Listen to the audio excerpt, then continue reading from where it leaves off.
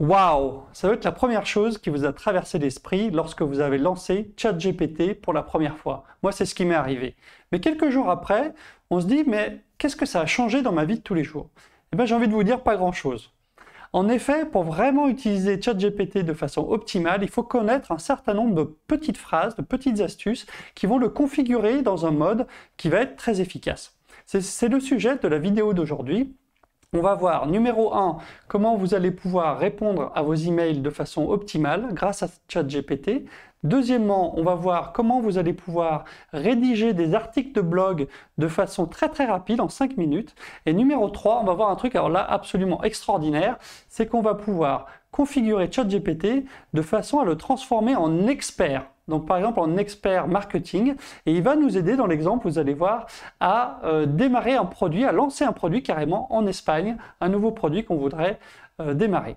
Je vous en dis pas plus, je vous laisse regarder ça dans la vidéo qui suit. On va recommencer par, ici, répondre aux emails. Alors répondre aux emails, c'est quelque chose qui vous prend, vous vous en rendez peut-être pas compte, mais vous passez en moyenne, en Occident, la moitié de vos journées à répondre à des emails. Donc ça fait quand même pas mal de temps passé sur des emails. Donc bien sûr, vous passez un certain temps à lire les emails et à répondre et à y répondre. Donc c'est pas les emails en soi, c'est tout ce que vous faisiez à côté. Et bien ChatGPT va vous diviser par deux ce temps. Je vais demander dans un premier temps de faire une première chose, c'est à ChatGPT de synthétiser l'email. Voilà. Donc je lui demande de synthétiser, donc déjà ça va vous gagner du temps parce que ça va vous éviter de lire tous les emails. Ici, je demande, par exemple, en 40 mots, d'avoir un résumé de cet email. Chose que ChatGPT fait. Donc déjà, ça vous gagne du temps sur la lecture. Après, on va pouvoir demander à ChatGPT, toujours pareil, avec ces petites phrases clés, de répondre à cet email par la négative, par exemple.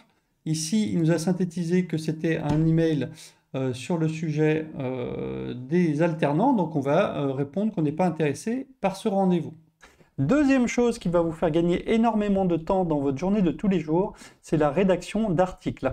Ça peut même être des articles très techniques, on va le voir tout de suite. Je vous montre ça. Alors, en haut, là, vous allez avoir un petit lien vers une vidéo spéciale qu'on a fait là-dessus sur la rédaction d'articles. Donc, allez voir.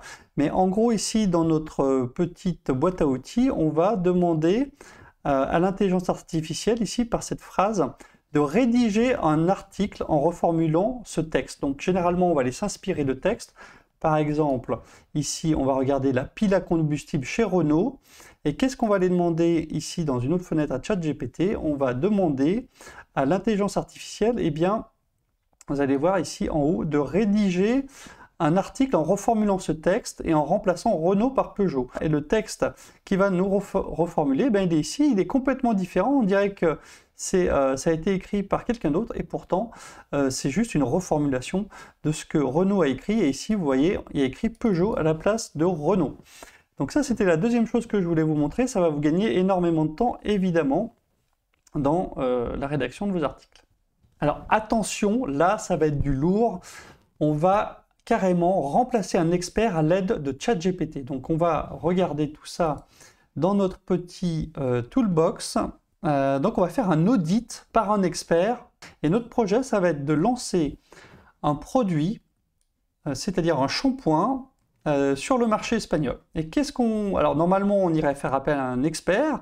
Eh bien, qu'est-ce qu'on va faire? On va copier-coller la petite phrase qui est ici. Et on va commencer par demander à ChatGPT de resetter son cerveau, en fait, d'ignorer toutes les instructions précédentes avant celle-ci. Et on va lui télécharger en quelque sorte un nouveau cerveau qui va être le cerveau ici d'un expert en marketing, tout simplement.